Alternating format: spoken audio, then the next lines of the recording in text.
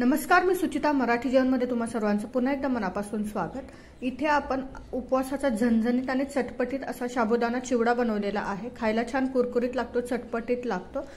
तर बरेच लोक याला नायलॉन साबुदाणा असंही म्हणतात. आता नायलॉन का म्हणतात याचं काही मला माहित नाही. दुकानदाराकडे जर नायलॉन साबुदाणा मागितला तर तो अशा प्रकारचा मोठा साबुदाणा देतो. पण जर तुम्हाला याचं उत्तर माहित असेल तर मला कमेंट करून नक्की कळवा. खायला छान कुरकुरीत लागतो. अगदी इन्स्टंट 5 मिनिटात तुम्ही बनवू शकता. हा साबुदाणा साधारण अशा प्रकारे आहे. मोठे मोठे आकाराचा हा साबुदाणा असतो. आणि इथे मी साबुदाणा तळण्यासाठी तुपाचा वापर केलेला आहे. तुम्हाला आवडत असेल तर तुम्ही शेंगदाण्याचं तेलही वापरू शकता किंवा उपवासासाठी तुम्ही जे तेल वापरता ते वापरलं तरीही चालेल.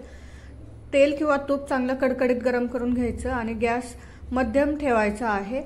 जर हाय फ्लेमवर किंवा मोठ्या आचेवर आपण हा साबुदाणा तळला तर वरून तळला जातो पण आतमध्ये कच्चा राहतो. आणि एकदम गॅस स्लो केला तर हा साबुदाणा जो आहे तेल किंवा तूप हे शोषून घेतो. त्यामुळे मध्यम आचेवर आपल्याला हे सतत ढवळत हा साबुदाणा फुलवून घ्यायचा आहे.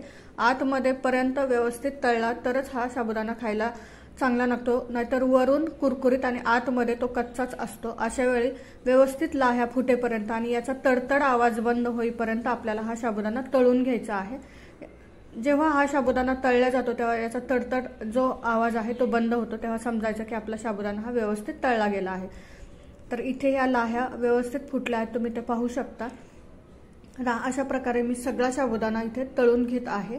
साबुदाण्याच्या चिवड्यामध्ये घालण्यासाठी इथे तुम्ही शेंगदाण्याचा वापर करू शकता किंवा इतर कुठले ड्रायफ्रुट्स घालायचे असतील तर ते देखील घालू शकता. तर इथे मी छोटी वाटी इथे शेंगदाणे तळून घेत आहे.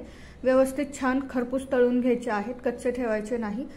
आता हे तळून झाल्यानंतर मी इथे 9 ते 10 बदाम घेतले आहेत. त्याला असे उभे चिरून घेतले आहेत. याऐवजी तुम्ही काजू किशमिशही घालू शकता. हे व्यवस्थित आपल्याला फ्राय करून घ्यायचे आहेत. थोडेसे क्रंची झाले की हे देखील आपण काढून घेणार आहोत. यामध्ये तुम्ही लाल तिखट वापरू शकता किंवा हिरव्या मिरच्या वापरू शकता. लाल तिखटाने कलर छान येतो पण मी इथे हिरव्या मिरच्या वापरणार आहे. हिरवी मिरची थोडीशी झणझणीत असली ना खायला आणखी छान मजा येते.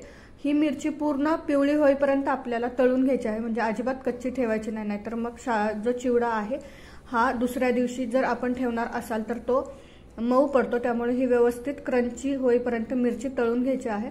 मिरची व्यवस्थित तळल्यावरती खायला देखील छान लागते. आता हे आपलं तळून झालेलं आहे. थोडंसं थंड होऊ द्यायचं. इथे मी हे बोलमध्ये काढून घेत आहे. यामध्ये आवडीनुसार तुम्ही साखर मीठ घालू शकता. बरेच लोक यामध्ये आमचूर पावडर घालतात. त्यांनी उपवासाला आमचूर पावडर जर तुमच्याकडे चालत असेल तर तुम्ही ती घातली तरी चालेल. इथे मी 1 मोठा चमचा पिठी साखर घालत आहे आणि चवीनुसार मीठ घालत आहे.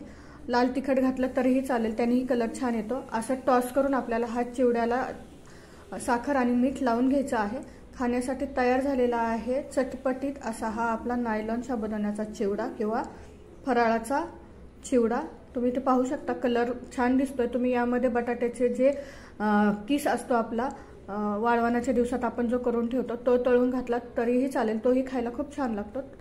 तर आजची ही रेसिपी आवडली असेल तर कृपया चॅनलला सबस्क्राईब करा, व्हिडिओला लाईक करा, तुमच्या मित्रपरिवारासोबत शेअर करा. व्हिडिओ शेवटपर्यंत पाहिल्याबद्दल धन्यवाद.